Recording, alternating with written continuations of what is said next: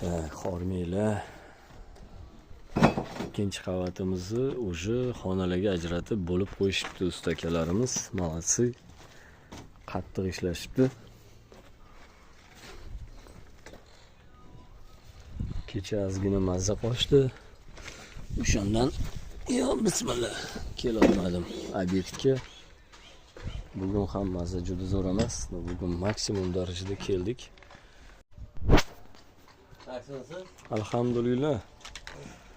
İkinci qavatga o'tib-o'rishdi. O'sha zinamizni ham quyib yuborishni ham boshlabdilar Umurbek akamiz, O'labek.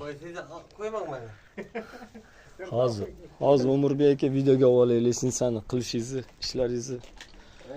Hali pastdan videoga olamiz. Inshaalloh. Endi aka biza maksimum darajada ko'rsatyapmiz sifatini. Kottejimizni mana bu yarmida, xudo xolasa, o'sha tepalari seysmaga tayyor bo'lib qolibdi. Xonalarga ajratib bo'lib quyib tashlashibdi o'sha. Terpam bo'lishdi. Subhanalloh.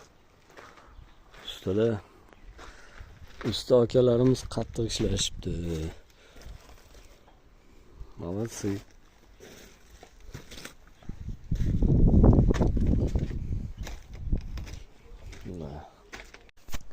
İkinci qavatga ko'tariluverish leshnicamizni usta akalarimiz o'sha armaturalarni boylab, tagidagi apolovkasini baquvvat qilib, hozir ozgina qismi qolibdi.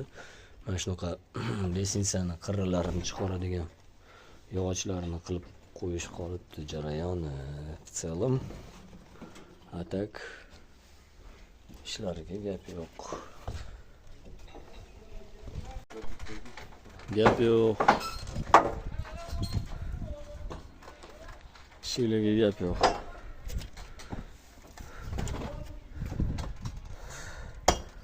Xudo xolasa bu kottejimiz ancha ishlari tayyor bo'lib qolibdi. Bismillah.